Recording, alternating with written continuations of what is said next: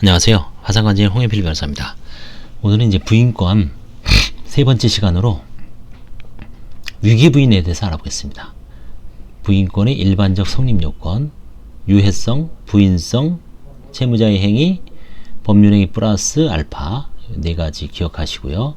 고의부인, 고의부인은 객관적 요건, 주관적 요건, 사회행위, 사회의사, 그 다음에 수익자의 악의, 수익자의 악의는 추정돼서 수익자가 선의를 입증해야 됩니다. 이 세 가지가 이제 이게 이제 기존에 거고, 오늘은 이제 위기부인. 위기부인이 뭐냐? 지급정지 또는 파산 신청이 있은 후에는 당연히 위기 시기로 간주되고 채무자의 사회이사와 관계없이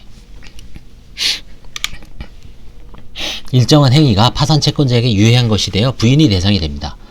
여기서 말하는 일정한 행위란 파산 채권자를 해하는 행위, 담보의 제공, 채무 소멸에 관한 행위를 말합니다. 두 가지가 있습니다. 위기시의 본지행위 부인과 위기시의 비본지행위 부인. 391조 제2호는 채무자가 지급정지 또는 파산 신청이 있은 후에 한 파산 채권자를 해는 행위와 담보의 제공 또는 채무 소멸에 관한 행위를 대상으로 하고 있습니다. 채권자를 해하는 행위라 함은 모든 채권자를 해하는 행위, 즉 일반 재산 감수 행위를 가리키고, 담보 제공 및 채무 소멸 행위는 편파 행위를 가리킵니다. 채무자가 지급정지 등 위기시에 한 파산 채권자를 해하는 행위, 담보 제공 또는 채무 소멸에 관한 행위를 채무자의 사회이사의 존부와 관계없이 부인하는 겁니다. 사회이사가 필요 없죠. 이것은 채무자의 민사법상의 의무에 속하는 행위를 대상으로 한다는 점에서 다음에서 나오는 채무자의 의무에 속하지 않는 비본지 행위를 부인하는 제3호와 구별됩니다. 예컨대 이행기가 도래한 채무의 본지 변제나 담보를 설정하는 취지 약속에 기하한 담보 제공 등이 2호의 부인할 수 있는 행위에 해당됩니다. 물론 요건은 위기시가 이제 중요한 포인트입니다. 이 본지 행위에 대한 부인은 채무자의 사회의사를 요건으로 하지 않는다는 점에서 앞에서 설명한 391조 제1호 고의부인 또는 사행위 취소권과 다릅니다. 본호에 해당되는 부인의 성립 요건은 1. 객관적 요건으로서 파산 채권자를 해하는 행위, 담보의 제공 또는 채무의 소멸에 관한 행위일 것. 시기적 요건, 주관적 요건은 필요 없다 그랬죠. 시기적 요건으로서 채무자가 지급정지 또는 파산 신청이 있은 후에 한 행위라야 합니다. 3. 주관적 요건으로서 수익자가 행위 당시 지급정지 또는 파산 신청의 사실을 알고 있을 것이 필요합니다. 수익자가 행위 당시에 지급정지 또는 파산 신청의 사실에 대해서 악의였다는 점에 대한 입증 책임이, 이게 이제 파산관제에 있는 게 다릅니다. 그런데 수익자인 상대방이 채무자와 대통령이 정하는 범위 특수관계에 있는 자인 경우에는 상대방의 악의는 추정됩니다. 이 특수관계는 이제 탈촌인가요? 친족, 범위 내에 있는 배우자, 직계, 혈족 포함합니다. 채무의 소멸에 포함되는 구체적 행위로는 변제, 갱계, 대물변제 등이 있고, 담보의 제공에 속하는 행위는 질권, 저당권 등 전형 담보의 설정 이외에 양도담보겠죠. 양도담보 등 비전형 담보의 설정도 포함됩니다. 또한 파산 채권자를 해하는 행위에 관련해 일본에서는 구파산법이 파산자가 지불이 정지 또는 파산 신청 후에 한 담보의 공여, 채무의 소멸에 관한 행위, 기타 파산 채권자를 해하는 행위라는 형식을 취하고 있었기 때문에 위 파산 채권자를 해하는 행위가 무엇인지를 가리키는지 고의부인과 위기부인이 경계와 관련해 논의가 있었는데요. 사회행위는 고의부인이 대상이고 편파행위는 위기부인이 대상이라는 구별을 유지하면 사회행위는 위기부인이 대상이 될 수 없기 때문에 여기서 말하는 채권자를 행하는 행위는 사회행위 의미가 아니라 채무 소멸행위나 담보 제공 행위 등 편파행위 총칙으로 해석됩니다. 그러나 고의부인과 위기부인의 경계는 유동적이므로 여기서 말하는 사회행위를 가리키고 제3자에 대한 재산의 염가매각처럼 사회행위도 위기부인이 대상이 된다고 하는 견해가 지배적이었습니다.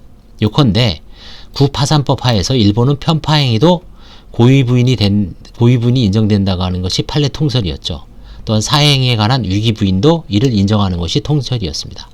즉 고의부인 및 위기시기의 본지행위 부인 모두 사행위와 편파행위가 포함되는 것이 일반적이었다고 합니다. 그래서 두 번째, 위기시의 비본지행위 부인이 있습니다. 비본지 행위는 뭐냐면 의무에 속하지 않는 행위를 하는 겁니다. 대표적인 게 채무자의 의무에 속하지 않는 담보의 제공 또는 채무 소멸에 관한 행위예요. 391조 제3호.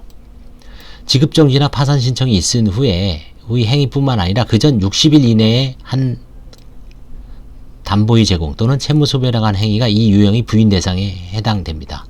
수익자가 특수한 관계일 때는 60일이 1년으로 연장됩니다. 담보의 제공 또는 채무의 소멸에 관한 행위를 부인의 대상으로 한다는 점에서 2호의 부인과 같지만 여기선 채무자의 의무에 속하지 않는 행위, 즉 비본지 행위를 부인의 대상으로 한다는 점에 차이가 있습니다.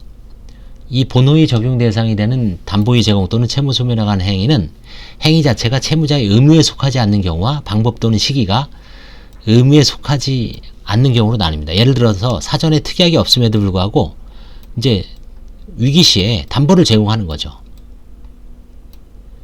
그 다음에 행위 자체가 의무에 속하지 않는 경우이죠. 이거는 담보 제공 의무가 없는데 그 다음에 본래의 변제를 대신하여 대물 변제를 하는 것은 방법이 의무에 속하지 않는 예입니다.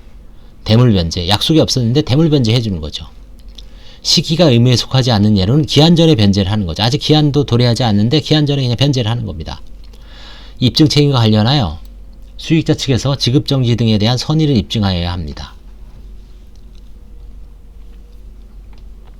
의무가 없음에도 불구하고 채무자가 이러한 유형의 행위를 하는 것은 편파 행위로서 유해성이 강하기 때문에 부인의 요건을 좀 완화했다라고 봅니다.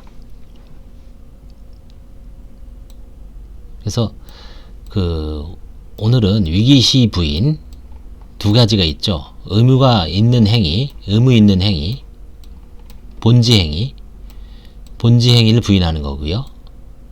본지 행위, 의무가 있더라도 채무자가 지급정지 또는 파산 신청이 있은 후에 한 파산 채권자를 한 행위와 담보의 제공 또는 채무 소멸에 관한 행위를 391조 제2호에 의해서 부인하는 거고, 위기시 비본지 행위는 여기 3호에다가 이제 요건이 의무 없는